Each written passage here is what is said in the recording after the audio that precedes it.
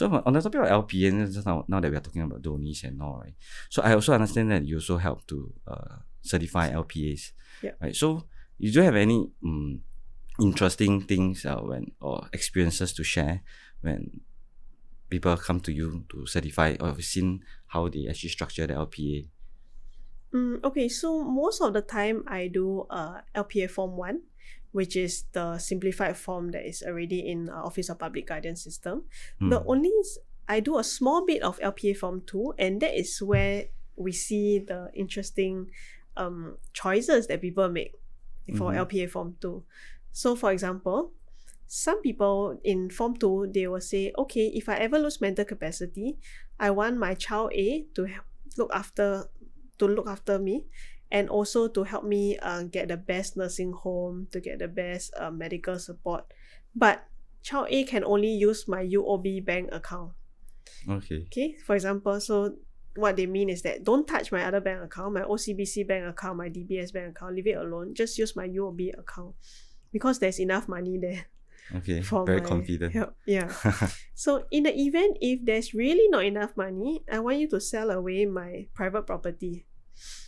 So it's quite interesting. It's very creative because there is a certain sequence that this person intends for the donee to take place. They say, okay, step 1, you use my UOB account. Step 2, you use my property as proceeds.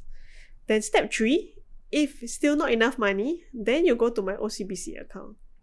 Okay. So these are quite creative, and you can see the thought process of the person drafting the LPA Form 2. And it also benefits the donee a lot actually. Because donee knows, okay, very simple, I'll just follow your wish. I go by step 1, step 2, step 3. Instead of the LPA Form 1. Because LPA Form 1 basically says that, okay, I give you the full discretion to use my assets to look after me. So that is where we do see the creativity of people when it comes to the LPA forms. Yeah, so I think going a step further in terms of estate planning, like doing LPA or will, I think again clarity is the most important thing. We need to let them know what to do and what are your wishes, right? A lot of times when things are done too simply, I think it's really up to the executor or the donees to then come and decide. So it may or may not also affect the other siblings.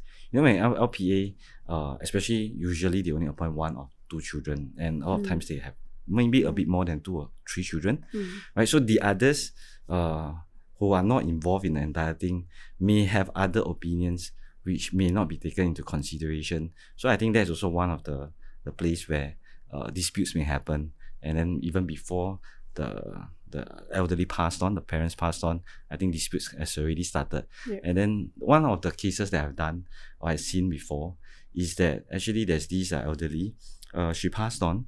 All the while, there's one of the children taking care of her, right? So she has been paying all her bills, medical bills, paying for her living expenses, where the other siblings are not involved, right? So in terms of financial, right? So but when she passed on, actually this lady told the other siblings, maybe I take back whatever that I have paid for mother, in terms for the medical bills and all this, then the rest we will split equally.